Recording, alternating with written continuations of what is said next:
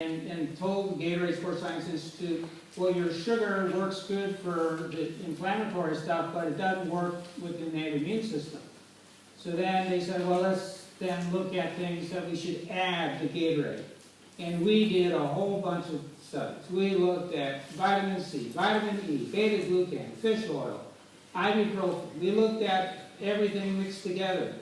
None of that worked. None of it protected the immune system or even countered inflammation or oxidative stress better than sugar alone.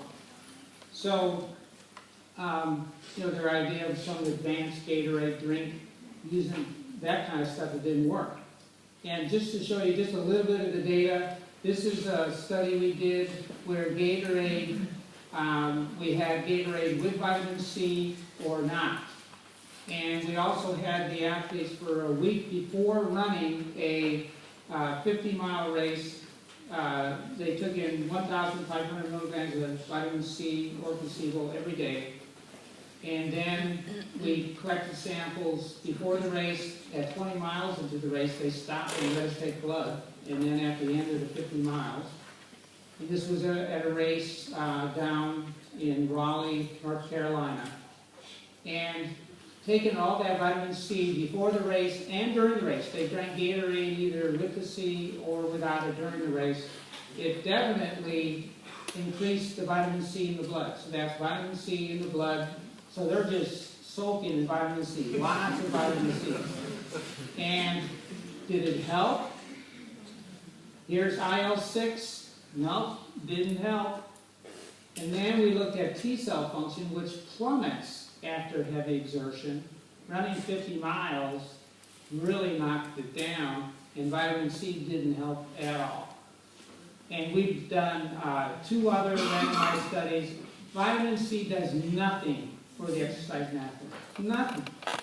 All that hype from companies about C, it doesn't work.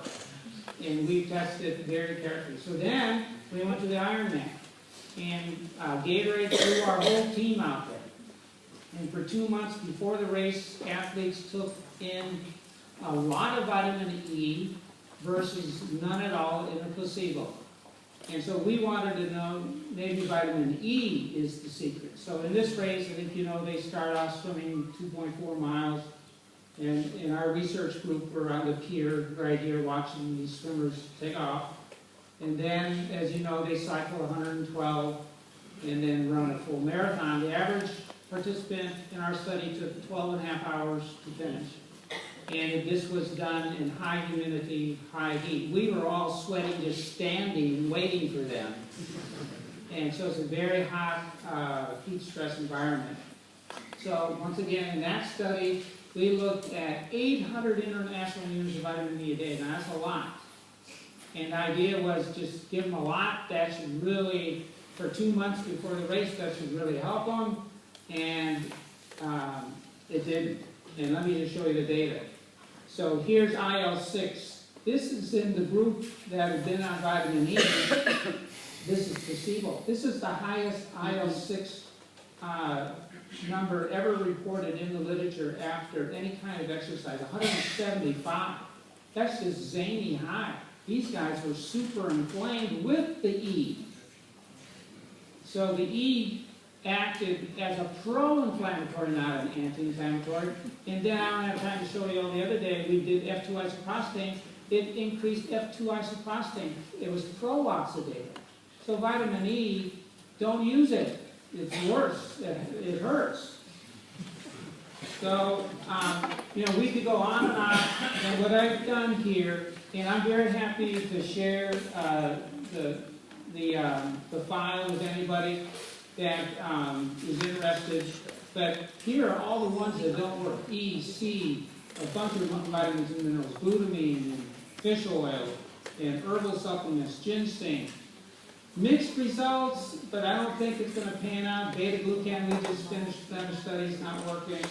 Probiotics, bovine colostrum is not working. But what is working right now are the polyphenols and the fruit vegetable extracts. And there's a lot of very interesting research, which I'm going to quickly summarize. It all started back about 7 years ago with the Department of Defense, DARPA, the Advanced Research Arm of our Department of Defense. They had the Peak Soldier Performance Program. The war fighters, they get sick and they are out there in 3-day missions, run around with backpacks and don't sleep and don't eat and lose weight. And the doctors told us their sickness rates and associated illnesses is more of a problem than them getting injured and shot at. So they wanted something to help protect the immune systems of the warfighters. And they've been looking at quercetin.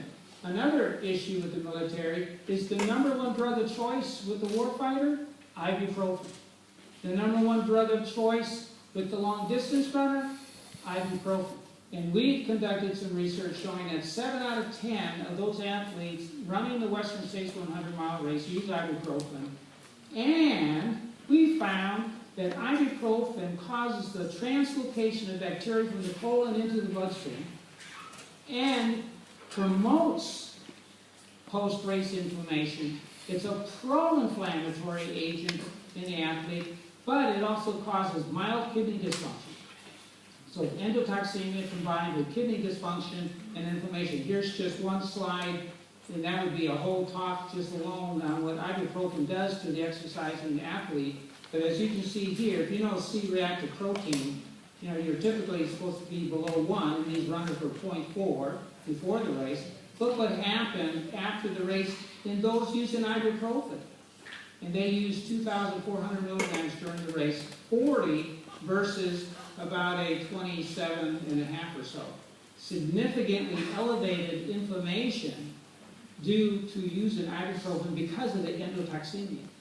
So the military is wanting a substitute for the ibuprofen and something that would help the warfighter get through. So it was quercetin. Now, if you look at quercetin in cell culture, it looks like gold. And so many of these things look great in cell culture and in animal studies. And quercetin is found in the skin of apples and berries. It's in many fruits and vegetables. And we worked with a company that has extracted it, and it's in pure form.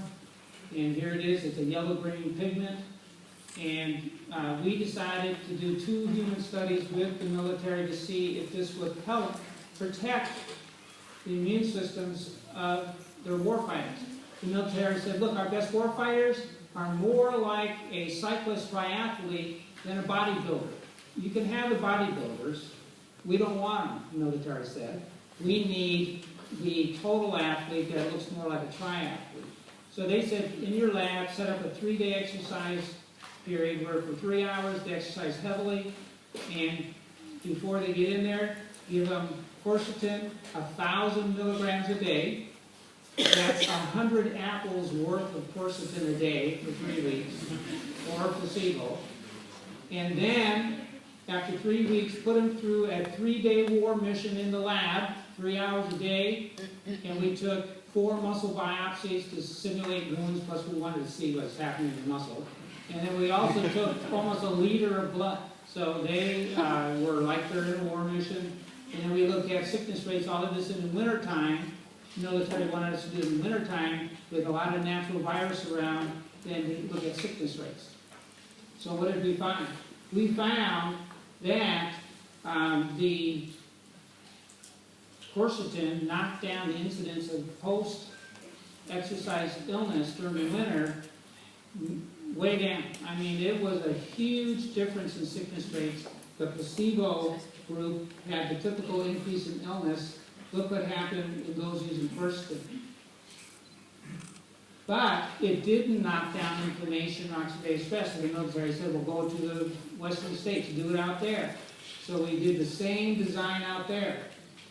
And we looked at 3 weeks of quercetin before the race and then during the race. And here's the midway point right there. Those guys have been running already for about 12 hours. And the average temperature that year was 110 degrees Fahrenheit in the canyons. Very hot race. Starts in Squaw Valley, goes up through the mountain passes, and then down through the canyons to the end of the race.